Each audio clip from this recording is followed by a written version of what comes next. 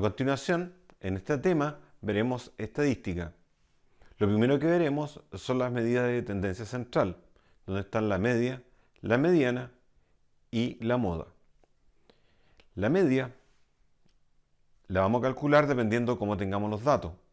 Por ejemplo, si tenemos los datos de esta forma, los sumamos y lo dividimos por la cantidad de datos. Y eso es lo que conocemos vulgarmente como promedio.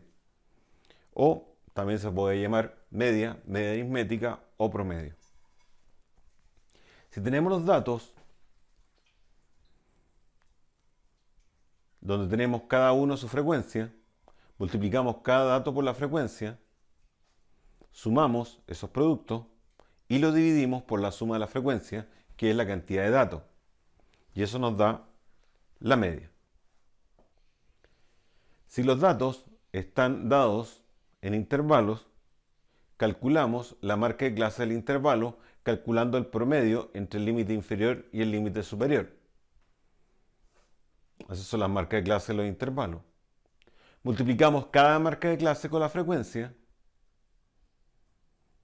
sumamos esos productos y, al igual que en el caso anterior, lo dividimos por la suma de esa frecuencia, que es la cantidad de datos. Y eso nos da la media. Si queremos calcular la mediana, entonces es el dato que está en el centro al ordenarlos. Entonces, si tenemos un conjunto de datos, lo primero que tenemos que hacer es ordenarlo. Acá tenemos, por ejemplo, 7 datos, así que los ordenamos y el central sería el cuarto. ¿Cómo sacar el central? Tomamos los datos, como son 7, como es impar, hay uno central. ¿Cómo lo calculamos? Como son 7 datos, le sumamos 1 y lo dividimos por 2. Y eso nos da el cuarto dato. Así que el cuarto dato corresponde a la mediana. Si fuera un número par de datos, por ejemplo 10, los ordenamos en sentido creciente o decreciente. Como son 10, lo dividimos por 2, me da el quinto dato, y después a eso le sumamos 1. Así que es el quinto y el sexto serían los centrales. Sacamos el promedio entre el quinto y el sexto y tenemos la mediana. Por lo tanto, tenemos dos casos. Si es un número impar, le sumamos 1 y lo dividimos por 2. Por ejemplo, si tenemos 97 datos, le sumamos 1 y lo dividimos por 2. Sería 98 dividido por 2, 49. Así que sería el dato 49. Ubicamos el dato 49 y ese sería la mediana. Si tenemos 100 datos, como un número par, hay dos centrales. Tomamos el 100, lo dividimos por 2, me da el 50. Y sería entonces el promedio entre el dato 50 y el 51.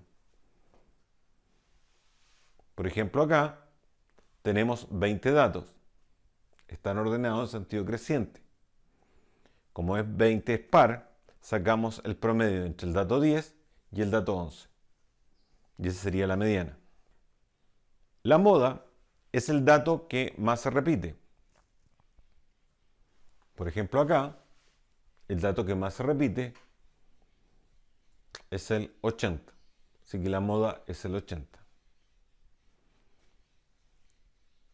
Acá tenemos dos datos que tienen la mayor frecuencia. Aquí habría dos modas. Sería una muestra bimodal. Y acá todos los datos tienen la misma frecuencia. No habría moda. Es una muestra amodal.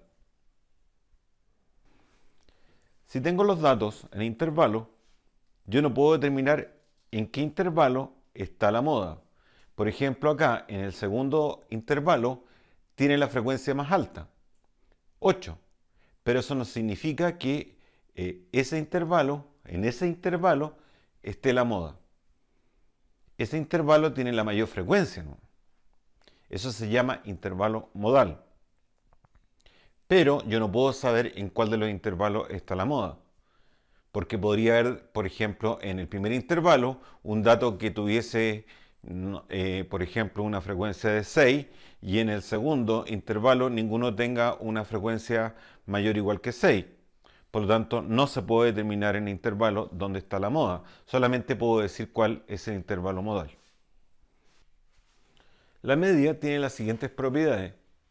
Si yo tengo un conjunto de datos con un cierto promedio y a cada uno de los datos le sumo una constante, por ejemplo 3, la media también aumenta en 3.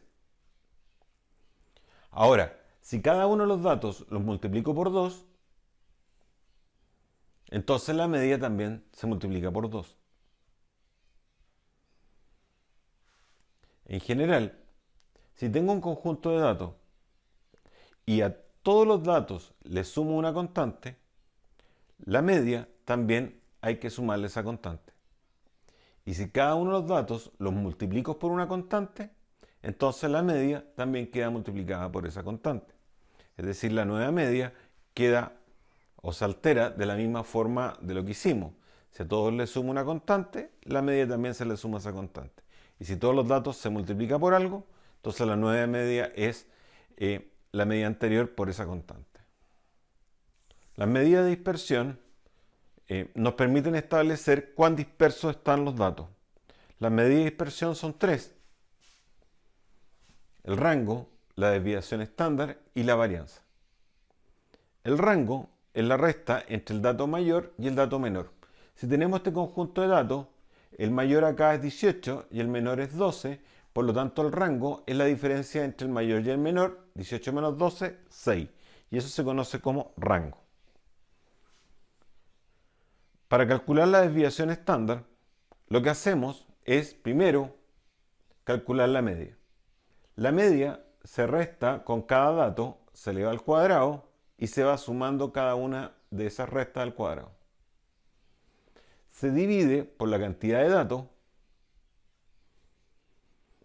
y eso se conoce como la varianza. Si sacamos raíz a eso, se conoce como desviación estándar. Y eso nos está midiendo cuán dispersos están los datos.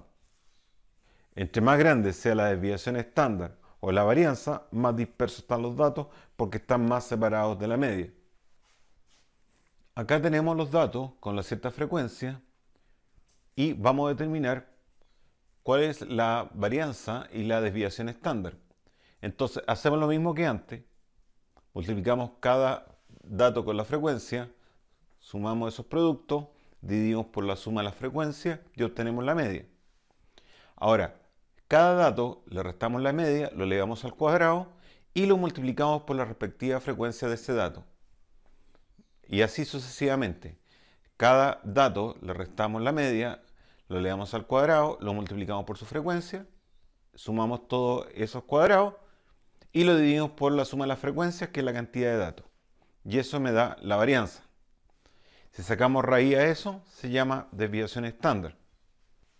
Ahora, si los datos estuviesen dados en intervalo, con su respectiva frecuencia, en ese caso trabajaríamos con la marca de clase. La marca de clase entonces es la representante de cada intervalo.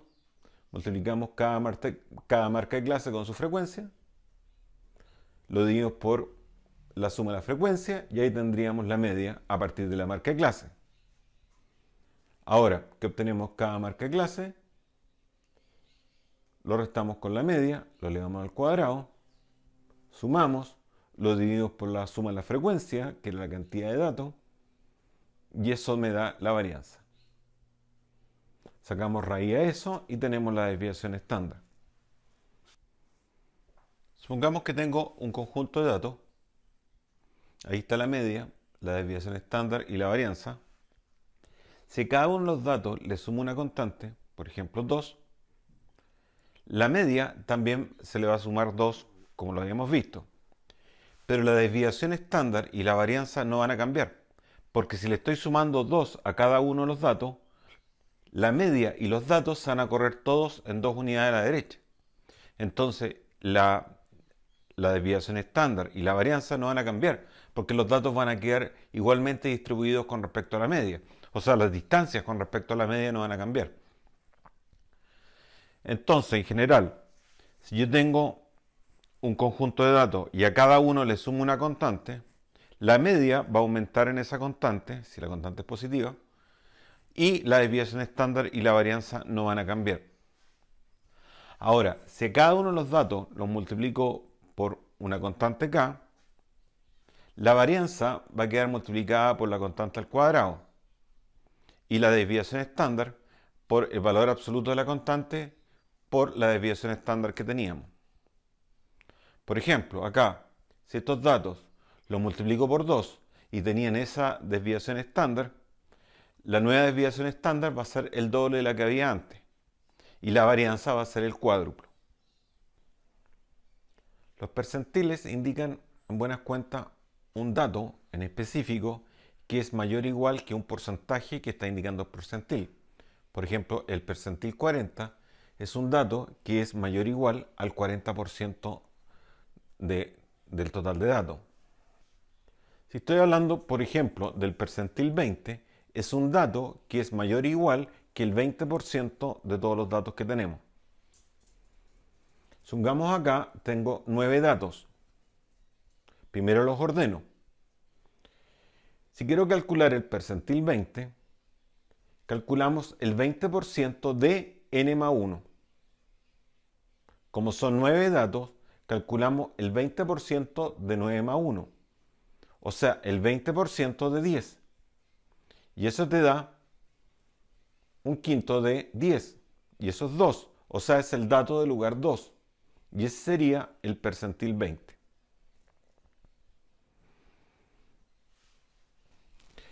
Supongamos que tengo 15 datos y voy a calcular el percentil 40. Entonces, como tengo 15 datos, calculamos el percentil 40, así que sería el 40% de 15 más 1. Y eso sería el 40% de 16. Y eso me da 6,4. Como medio decimal, vamos a calcular el promedio entre el sexto y el séptimo dato. Sexto, séptimo, y ese me daría entonces el percentil 40. Hay percentiles que son habituales que uno lo ocupe, como el percentil 20, el percentil 40, el percentil 80, el percentil 50.